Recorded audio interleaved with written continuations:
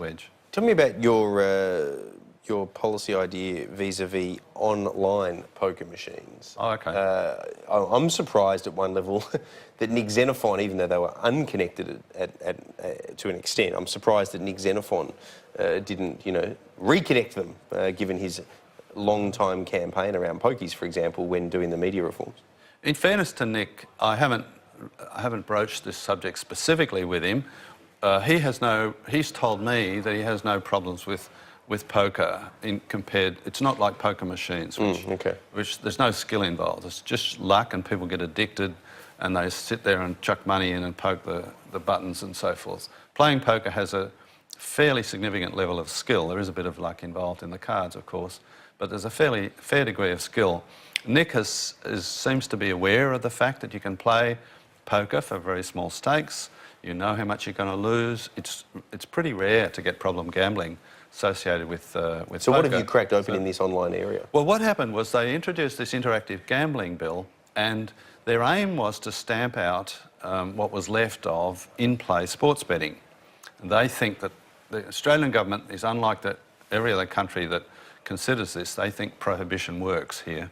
So rather than regulate it and watch it and tax it and all that sort of stuff, they think prohibition works. So in-play sports betting was still occurring. They set out to stop it, and in the context of that, they also set out to kill off playing online poker. You can go to a club or a pub or a casino and play poker, but they didn't want. They said we don't want people playing it online. There's no good reason for that. It kind of got caught up in the other interactive gambling prohibition. So there's quite a lot of enthusiastic poker players who like to play online in Australia. They lobby. I'm not one of them. They lobbied me over it. I said this is going too far.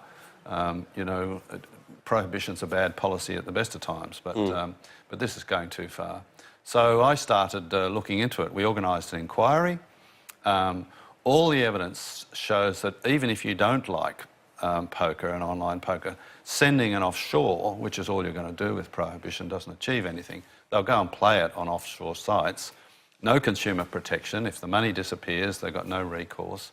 And the players themselves said we'd much rather play with a site that's in Australia where it's subject to Australian regulations, we know it's secure. And they also explained there's no problem gambling associated with it. It's other types of gambling where the problems arise.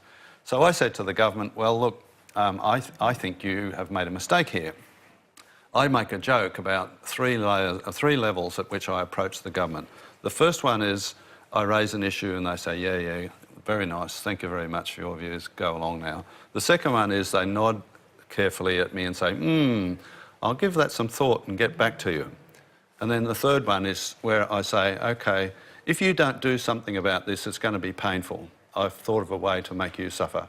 And that's when they go, oh, okay. Sounds like you're telling us how the sausages are made in politics. Yes, that's pretty much how it works. So we got to that point on online poker and they suddenly said, yeah, we actually, when you come to think of it, we can't really think of a good reason why we did that.